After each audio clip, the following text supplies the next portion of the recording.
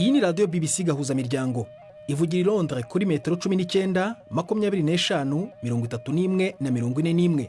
Ivugira ku mirongo ya FM mu karere k'ibiyaga bigari no kuri interineti kuri bbcgahuza.com.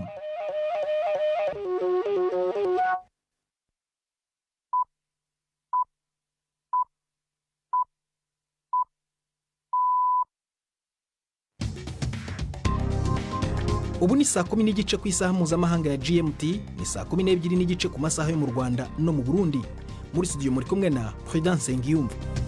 Wiriwe uteze amatwi BBC gahuza miryango aho uri hose ku isi, kaze kuri radio kuri bbcgahuza.com, kuri Facebook live mu buryo bw'amashusho no ku mirongo migufi ya shortwave. Dore ingingo zigenza amakuru turambora mu kanya kuri uyu wa kane tariki ya 3 z'ukwa karindwi.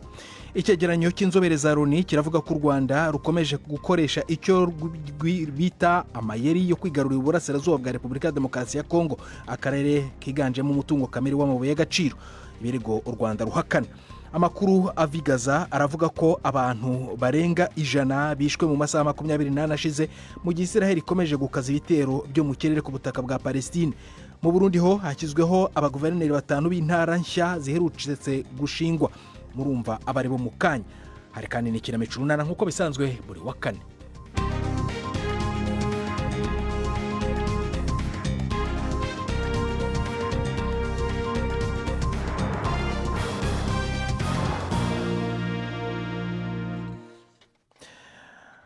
Umuryango w'abaganga batagira umupaka MSF mu mpine wasobanuye uburyo buteye agahinda abasivile bo mu karere ka Darfur muri Sudani bafashwemo, aho igisirikare n'abarwanyi b'umutwe wa Rapid Support Forces RSF mu mpine bari kurwanira ubugenzuzi bw'aka karere. MSF iherutse guhatirwa guhagarika ibikorwa byayo mu mujyi wa El Fasher wabaye ishiraniro, ugaragaza irasa ritarobanura ubwicanyi no kuzira inzara.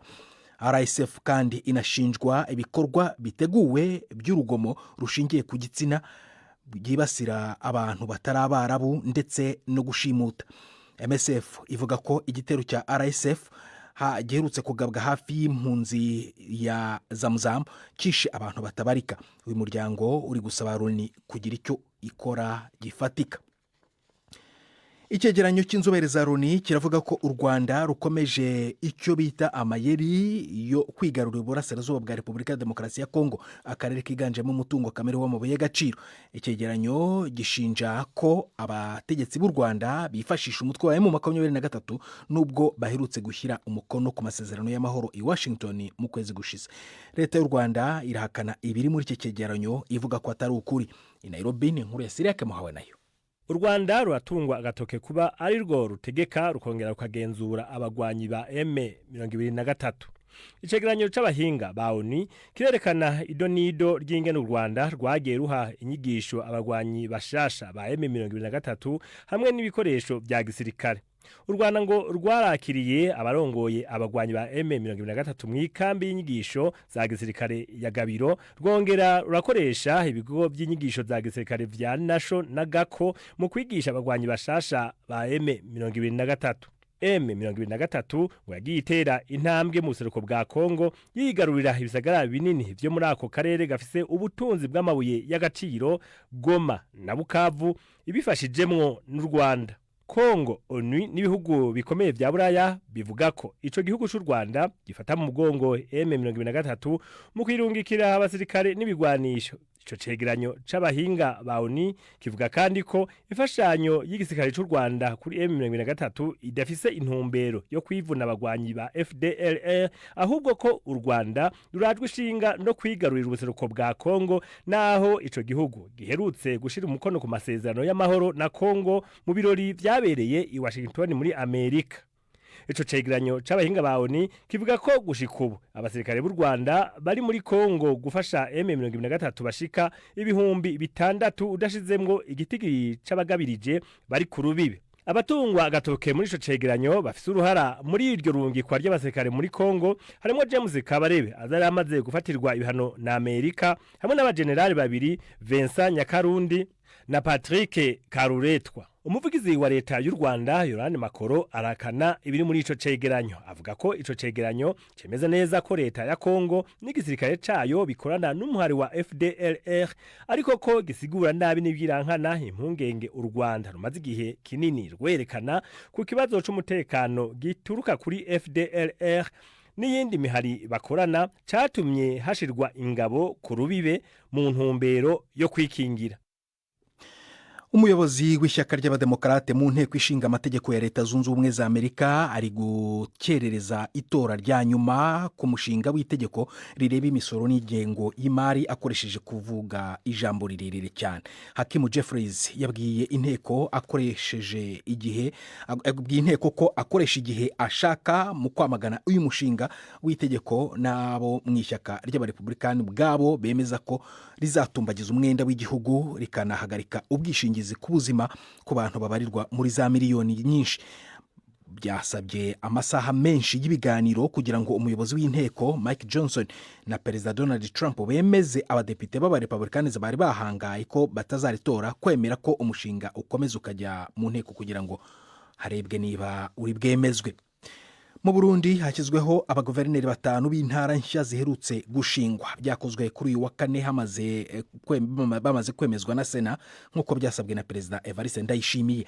N'abagabo 4 n'umukenyezi cyangwa umugore umwe, ariko sinibanuki. Reka tubibaze Judas Ihundi Mpundu. Bano abaramatari bashasha bemejwe n'inama nkenguzamateka mu ikoraniro ridasanzwe ryatumweko n'umukuru w'igihugu Evariste Ndayishimiye. Mu gihe intara zahora ari 18 mu ndinganizo ya kera y'intwaro, ubu ni 5 gusa mu ndinganizo nshasha. Bisigura rero ko babona amatari bangana uko nyene. Hemejwe amazina y'abagabo 4 n'umugore umwe. Intara ya Gitega igiye kuramutswa Liboire Bigirimana yamuka mu ntara ya Mwaro yahahora. Uyu yahora n'umuvugizi w'ubushikiranganje bw'indero, akaba kandi yarajejwe umugambi w'igihugu wo kugaburira abanyeshure cantine scolaire. Intara ya Buhumuza iramutswa umupfasoni Denise Ndaruhekeye avuka muri komine Butihinda mu ntara ya Muyinga ya kera. Yari umuyobozi mwishikira mu biro vya buramatari w'iyo ntara. Parfait Mboninyibuka yahora ari umushinga amateka akamuka mu ntara ya Rutana yahahora, niwe agiye kurongora intara ya Burunga. General Major Aloise Ndayikengurukiye yahora arongoye ishirahamwe Sosumo rihingura isukari, nawe agiye kuramutswa intara ya Bujumbura. Avuka muri komine Mubimbi muri iyo ntara nyene. Intara ya Butanyerera igiye kurongorwa na General de Brigade Victor Segasago yahora aramutswe intara yahahora ya Kirundo. Jiridas Ihundi Mpundu, Ibujumbura. BBC gahuza miryango tugeze ku isa 11:37 muri za BBC Nairobi London, ni saa 1:23 mu Rwanda no mu Burundi. Mukanya turakomeza, ndi Prudence Ngiyumva.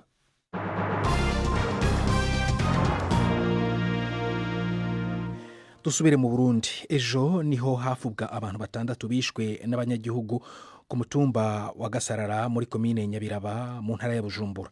Abo bantu bishwe n'amahiri hamwe n'umuriro nyuma ya saa 6 ku munsi wa mbere bagirizwa uburozi. Umuntu umwe niwe warokotse. Mu bakekwaho ico caha hamaze gufatwa abantu 12. Mu gushaka kumenya ibindi kuri iyi nkuru, mugenzanje Siriake Muhawe nayo yahamagaye buramatari w'intara ya Bujumbura Desire Nsengiyumva, maze atangura mubaza ico bakoze bacumva ico iyo nkuru ya kababaro. Twarungitseyo abapolisi n'abajejwe intwaro ku nzego zo hasi, bamaze kwashika barashoboye gukura 3 mu minwe izo nkozi z'ikibi, ariko 2 muri abo baruhiye gupfa kubera bari bamaze gusha, ariko umwe ari mu bitaro.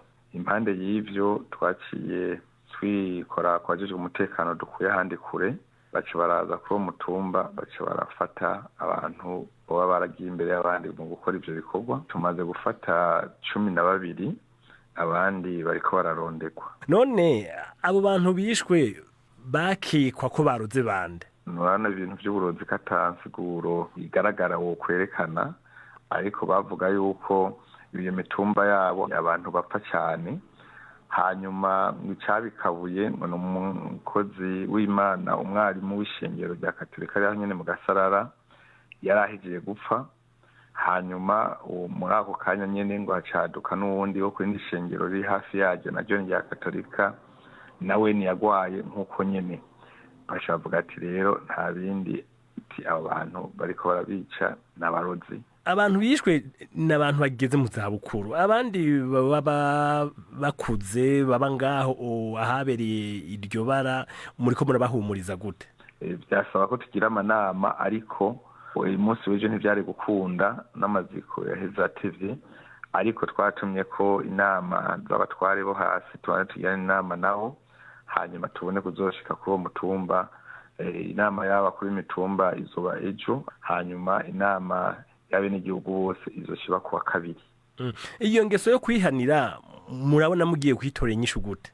Nibabona abenegihugu yuko by'ukuri abo bantu bahanwe, turafise icyizere yuko izoca igendera hagararana cyane cyane muri yo komine. Bazoba bariza ku mugaragaro rucibwe w'ikibiriraho ku munsi wa gatanu, ruzoshirirwa nyine muri komine ya Nyabiraba. Ivyo bintu byo kwicara abarozi ni ingeso yadutse canke vyahahoranga Nyabiraba?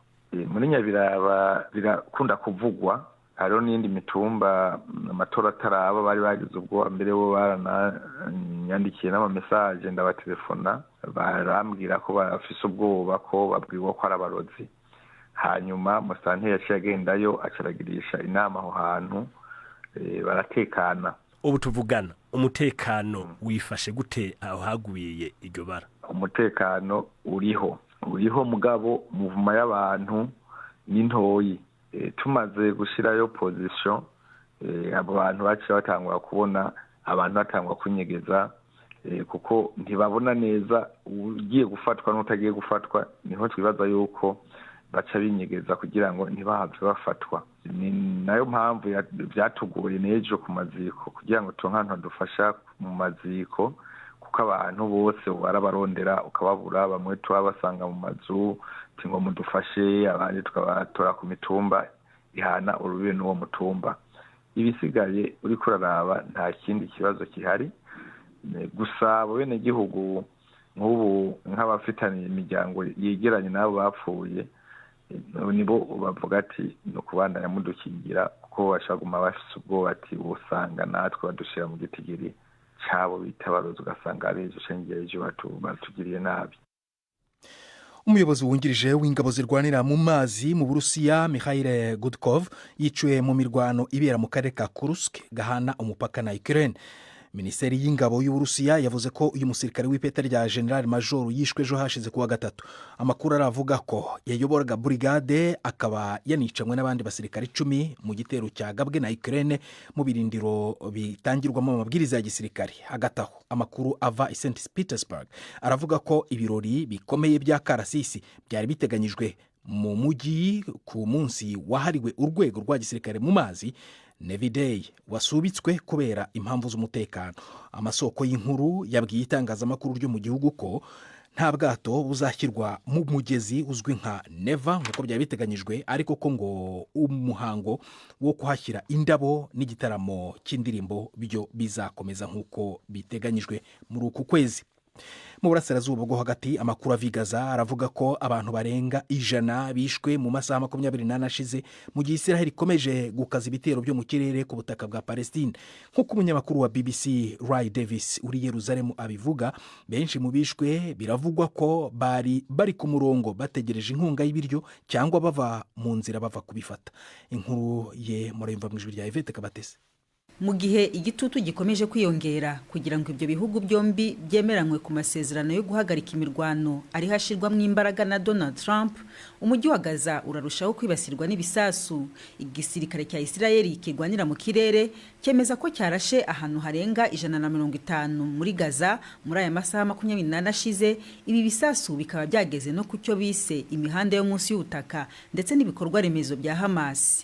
Mu cyagaragajwe nka kimwe mu bitero bikomeye cyane muri aya mezi ashize, abantu ibihumbi bategetswe kuva ahariho haraswa bakimukira ahiswe aho umutekano. Ariko abayobozi ba Palestine n'imiryango ifasha bavuga ko nta gace na kamwe gatekanye i Gaza, kandi ko ahantu henshi abaturage bari babwiwe kwimukira naho hibasiwe n'ibyo bitero byo mu kirere.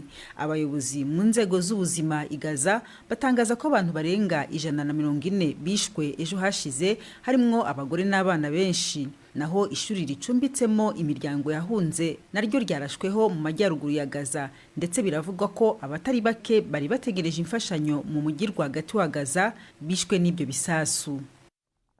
Abantu bigaragambya babarirwa mu bihumbi bakongeje sitasiyo ya polisi mu burasirazuba bwa Kenya nyuma yo kwigaragambya bafite isanduku y'umwarimu akaba n'umwanditsi ku mbuga nkoranyambaga wapfiriye muri kasho ya polisi mu kwezi gushize.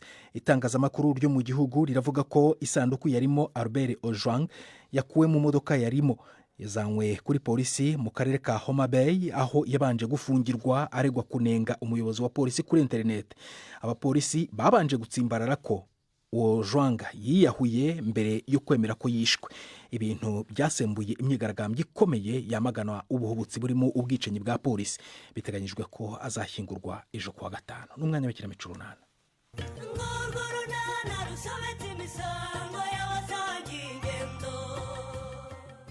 Nyirabazungu arashingurwa n'intimba.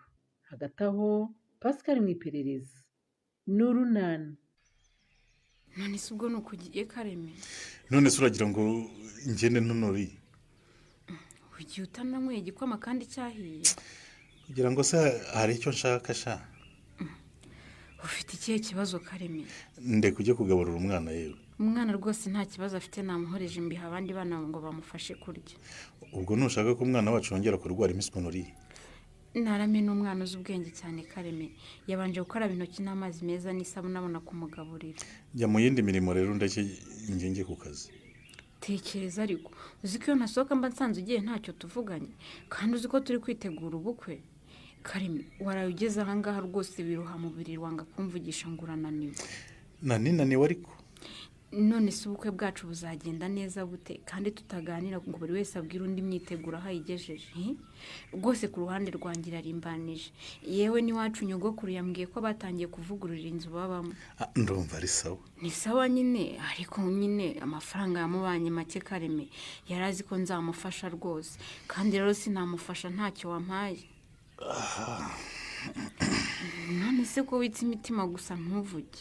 Hari ubwo ibintu bitagenda nk'uko umuntu yabitekerezaga, ariko humura bizagenda neza Honori. Ubwo ntacyo nkinze Kareme? Honori. Karame. Uriya naraye nje mbabaye cyane, niyo mpamvu rwose nashakaga kuvuga. Wari wabaye ikize? Ubonye mama wambyaye ngo abari gushyiraho amananiza koko? Umukecuru? Mama wawe? Urabizi rwose mama ndusha ubushobozi cyane. Agira igipimo cy'ikawa kinini kandi kimuha amafaranga. Akagira urutoki, akagira ibiti by'imbuto, akagira ishyamba, akagira amasambu yera. Rwose ibyo ndabizi Kareme, aturusha ubushobozi nakuri. Urumva nayo nizeye rwose ko hari abantu b'inshuti bazantwerera, ariko nyine nka mama akagira icyo angenera kandi kigaragara cyo kumfasha mu bukwe bwanjye. Ubundi se ntazabikora Kareme? Yarayambwiye ngo niba ntahinduye icyemezo nafashe ngo ubukwe bwo mu murenge bubere i Nyarurembo, uretse no kumfasha no kubutaha ntazabutaha. Ubwo se yabidukora koko mabukwe? Nuko yambwiye kandi buriya ntajya ava kwizima ndakurahiye. Kareme ndakumva Honori. Mama ndamuzi rwose ntajya ashimwa kabiri kandi ahinduka nk'ikirere. Muri aka kanya muba mwumvikanye ibintu, mu kandi kanya akaguhinduka. Ibyo rero ntibitangaje. Ariko sheri wanjye humura wicika intege pe. Icyangombwa nuko ngukunda nawe ukaba unkunda. Tukaba twumvikana uko ubukwe bwacu buzagenda. Rero rwose wita umutwe, tuzakora ibidushobokera tutamwishingikirijeho. Ubukwe mama wawe adatashye ngo abuhe umugisha kandi ahari, ubwo ugira ngo uroroshye koko Honori.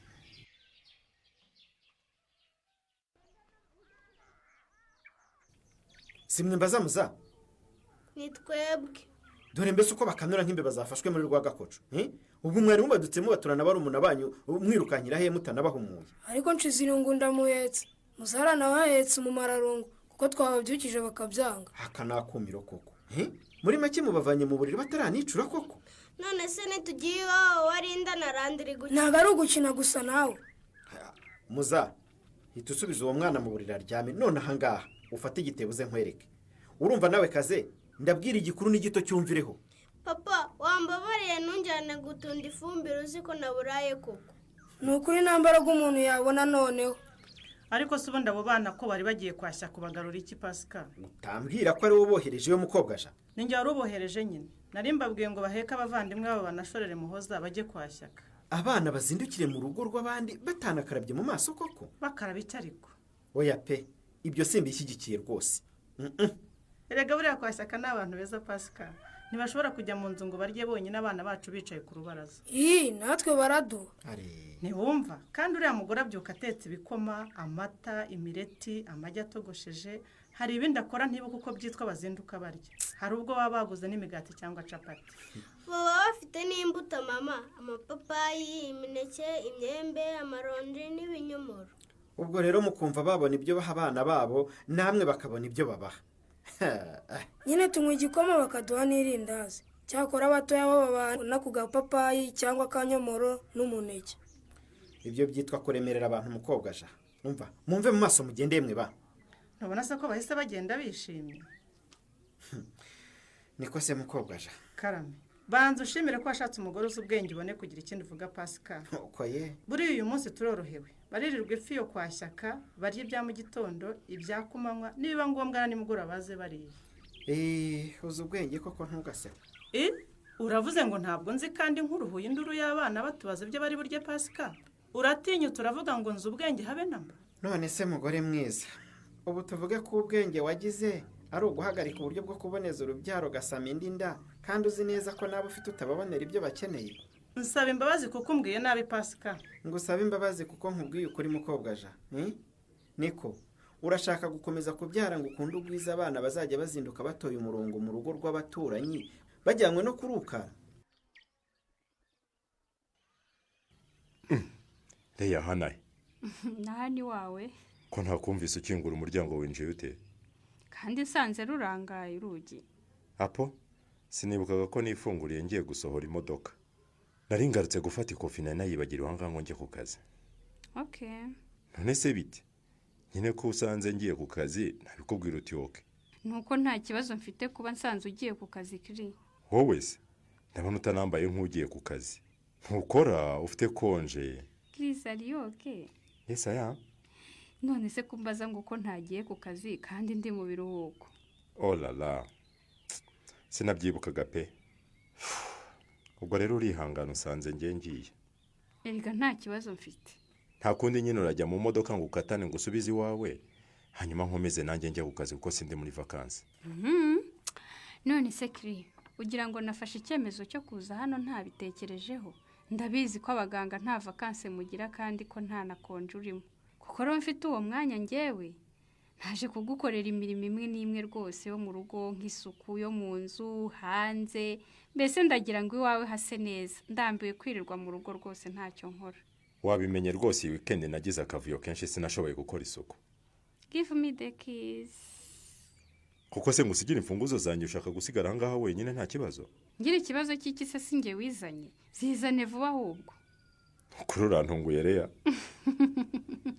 Ahubwo sura taryari ngusange naguteguriye sheri. Nako byihorera igire ku kazi ibindi windekere. Uwo mukobwa wese ko adakoma arangwe. Ugira ngo size se haba yari yava ku kazi Nyirabazungu. Yatangiye akazi rero? Yaragatangiye.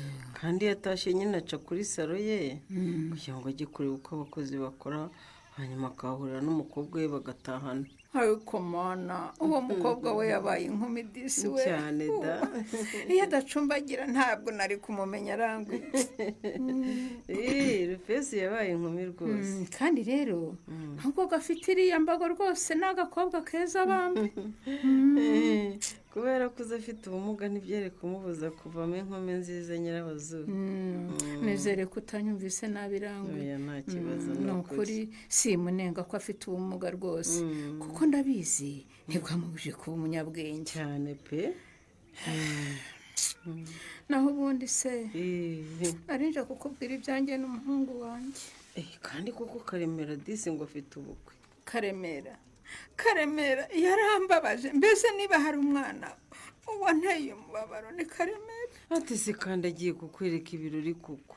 Abinyereka byahehe ko agiye kubyereka iwabo w'umugore we. Hate umuntu wateguye gukorera ubukwe iwabo w'umugore we bagasaba bagakwa bagasezerana mu murenge bakagaruka i Nyarurembo ibirori byararangiye koko. ye ni impamo ya Mungu nuko babiteguye we n'umugore we. ayiwe umwana wacu wavukiye n'ahangaha i Nyarurembo tumureba bagakura tumurora nta birori agiye kutwereka koko bigiye kubera ikanarange. Ngiki kinshengura Rangwida we. twari tuzi ko tuzarambura imikenyero tugakenyera tukitera tukabutaha twarangiza tukavuza impundu none nuko bigenze. Umwana wanjye yigize inganzwa Rangwi yemera icyo umugore wavuze cyose. ariko rero Nyabazu rimwe na rimwe mbona n'abandi basore baje n'ahangaha bakahashakira abagore ariko bigenda. hari abajya hariya ku nzu mberabyombi bakahakorera ibirori byose. Utamushyigikira kuko ubu nafashe icyemezo gikomeye Rangwi. ntabwo ari ukumushyigikira Nyabazu, icyo cyemezo uzi kimeze gite ko cyo kutagira uruhare na rumwe muri ubwo bukwe habe no kubutaha. ese Nyabazu ubwo nutabutaha ninde uzaba nyina wa Karemera Nyirabazungu we? ubwo se koko umwana azatwara nyina w'umutsindirano kandi ukiriho koko wa mubyeyi we? ariko se Pasika ikintu umukobwa Jana yakoze utakwihanganira ni iki koko? ndacyashaka ibimenyetso ari nabyo nshaka kukubwira ngo ngire inama. uyambwira rwose ngo uteze amatwi Pasika. usho yego ubu umukobwa Jana aratwite. ibyo narabimenye gusa namwe rero rwose murakabije. indi nda rwose aka kanya n'abariya abana bose musanganywe urumva mudakabije? icyo cyo ntakirengagiza nubwo yarenze kuri gahunda twari twarumvikanye yo kuboneza urubyaro. icyo utakwirengagiza se kikaba ari ikihe? nuko nubwo ndeba buriya umugore tudaherukana tubana mu nzu ariko abukwe nkabukwanjye. ngweke kuva ryari Pasika? ese ugira ngo zo kuva mu ntangiriro z'uyu mwaka. mu by'ukuri yavuze ko atwite hashize amezi 3 yose. nayo ashobora kuba narenga ntacyo mubaza naramuhunze ndarana n'abahungu banjye. nari ndambiwe isindwe rye rwose no gutaha nyiyenzaho ndamuhunga. ngiye kumva numva umugore udaheruka kunsasira ngo ndatwite. ngize ntese mugore mwiza utwite ute kandi nzi neza ko nta mishyikirano iheruka hagati yacu. atubwo niyo igihe duherukanira ntambwire. kandi rero kubera iyo mpamvu y'urwo rwikekwe nanjye nanze kumuherekeza ku kigo nderabuzima kwisuzumisha bushoboka rwose. ese wa mugabo we ko ari we mugabo we afite ubwo nutamuherekeza ajyana nandi koko Pasika n'undi mugabo wundi uzamujya inyuma. none se ko nzi neza ko ishansi yakoreraho nawe uba uhari. mpari nta muntu w'umugabo wigeze ubona wenda basa nk'aho bakungitse ngo mbe nakeka ko ari aho yanduriye. ngo yandura Pasika? iyi nyine nshatse kuvuga ko yaba yarahakuye iyo nda kuko mukobwa Jana nzi kumenya ko atwite nyuma y'amezi arenga 3 n'ukuntu apfa gusama inda zikamumerera nabi. oya busho simbizi rwose. ariko rero nawe Chris wamenya gukabya. ntabwo ari ugukabya umuntu yayobareya usiko wagira ngo n'amatara wayahinduye. wabimenye n'ubundi hari ampure nahinduye zari zarahindanye zitaka neza. yego rata usiko najyaga ngira ngo ni ikibazo cy'amaso yanjye. noneho iyo wakuragamo rinete ntiwabonaga. mu by'ukuri wakoze cyane Leya. urugo rwanjye rwakeye kuva hanze kugera mu imbere. mu by'ukuri wazagira ngo narashatse. ako kantu uvuze shaho. niko kuri ariko wampaye ubwo burenganzira Sekiri ukareba ngo noneho ndahahindura muri paradiso. gusetse se? ntabwo ngusetse Leya. ndumva rwose no mu gikoni haturuka impumuro nziza. ibyiza biri imbere Chris we. wanatumye ndangara sinakuzanira amazi yo kunywa n'ukuri.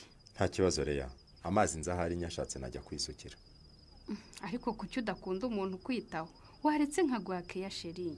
nukwanga kwimenyereza nabi Leya. noneho reka mbe ngusize hano gato njye muri dushe dore niriwe mu kazi mbona uko nza tujye ku meza. uzi ko nanjye niriwe nizengurukaho simbona akanya ko kwiyuhagira Kri. Pole Shareya wahagorewe pe. nta kibazo koresha dushe mu nzu ngenda jya gukoresha yo hanze. ubwo se ni ngombwa Kri wabanza ngategura ameza ubundi nkagusangamo hari ikibazo ko umuntu yanatsirita undi? uti Chris se ko ntacyo avuze kuri iki cyifuzo cyareye naho mu kiganiro urunana cy'ubutaha. natwe n'ahangaha dusoreje ibiganiro byacu rero byo kuri uyu wa kane. ushobora no kongera ugasanga kuri BBC Gahuza, ushobora no gusoma n'andi makuru tumvise hano kuri radiyo mu minota 30. ni Prudence Nyuba akoze guhitamo BBC Gahuza Miryango.